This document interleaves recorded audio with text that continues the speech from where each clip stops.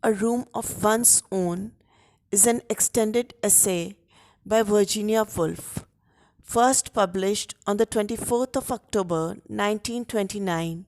The essay was based on a series of lectures she delivered at Newnham College and Girton College, two women's colleges at Cambridge University in October 1928.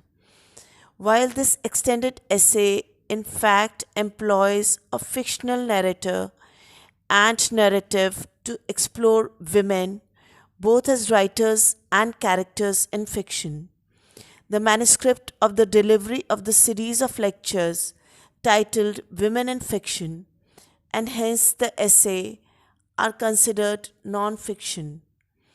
The essay examines the educational, social, and financial disadvantages women have faced throughout history. It contains Woolf's famous argument that a woman must have money and a room of her own if she is to write fiction, although Woolf describes this as an opinion upon a minor point, and the essay explores the unsolved problems of women in fiction to show you how she arrived at this opinion about the room and the money. It is seen as a feminist text and is noted in its argument for both a literal and figural space for women writers within a literary tradition dominated by patriarchy. According to Woolf, centuries of prejudice and financial and educational disadvantages have inhibited women's creativity. To illustrate this, she offers the example of a hypothetical gifted but uneducated sister of William Shakespeare who, discouraged from all but the most mundane domestic duties, eventually kills herself. Woolf celebrates the work of women who have overcome that tradition and become writers, including Jane Austen, George Eliot, and the Bronte sisters, Anne, Charlotte, and Emily. In the final section, Woolf suggests that great minds are androgynous. She argues that intellectual freedom requires financial freedom, and she entreats her audience to write not only fiction but poetry, criticism, and scholarly works as well. The essay, written in lively, graceful prose, displays the same impressive descriptive powers evident in Woolf's novels and reflects her compelling conversational style. Throughout the fictionalized character of Mary, who visits the British Museum to find out about everything that has ever been written about women, Woolf builds the argument that literature and history is a male construct that has traditionally marginalized women. Woolf refutes the widely held assumption that women are inferior writers or inferior subjects, instead, locating their silence in their material and social circumstances.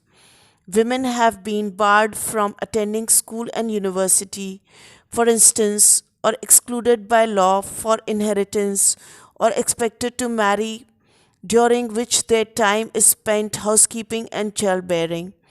Woolf imagines what kind of life Judith Shakespeare, a brilliant, talented sister of Shakespeare, might have lived, concluding that she would have been so thwarted and hindered by other people, so tortured and pulled asunder by her own contrary instincts, that she must have lost her health and sanity to a certainty. It is also an issue of gendered values, Woolf insists. Writing in the 1920s, Woolf observes that it is the masculine values that prevail. This is an important book, the critic assumes, because it deals with war. This is an insignificant book because it deals with the feelings of women in a drawing room. Woolf ends with an appeal to the audience to write all kinds of books, hesitating at no subject, however trivial or however vast. Judith would come again if he worked for her, and that so to work, even in poverty and obscurity, is worthwhile. Whoever loves art, literature, and the act of writing, drawing, or reading knows how hard it is to keep the deep concentration necessary to achieve something of relative creative value. If you are constantly in company, then casual interruptions, as Wolf calls them, will eventually make you give up and do something less challenging. Quiet space and time are fundamentally important, and women have been denied both over the course of history. As Woolf is a storyteller, even when she writes nonfiction, she demonstrates the creative process by evoking an afternoon on the river bank where she catches a thought just like a fish. A man interrupts, and the thought disappears, never to be found again. She goes on to reflect on the development of literature and the fact that men historically have produced more works of art than women. Her question throughout the essay is, why is it? Why is that? As she cannot accept the idea that men are physically and mentally stronger, there must be a different reason which she sets out to discover. She analyzes the traditional gender roles and points out that men have three advantages: money, space, and education. To prove her point, she invents a brilliant sister of Shakespeare's and assumes that she is equally talented. Woolf creates a storyline for her quest to conquer the literary world of the 16th century, just like Shakespeare did in real life, and shows the various stages at which her access to the world are blocked. It is a harsh story, and it illustrates the difference between men's and women's opportunities perfectly. Her lovely prose and beautiful literary examples make the argument for equality read like a novel. She does not end by delivering a hate speech towards men and by proclaiming that women should take over their roles and become more like them. She rather insists that women should be given the same freedom to develop their own strengths. It would be a thousand pities if women wrote like men, or lived like men, or looked like men. For if two sexes are quite inadequate considering the vastness and variety of the world, how should we manage with one only? Ought not education to bring out and fortify the differences rather than the similarities? Why must we strive to be the same as men rather than to have the same basic opportunities to develop in our own way? It is never clear why we try to impose masculine ideals on women instead of creating an environment of respect for female strengths.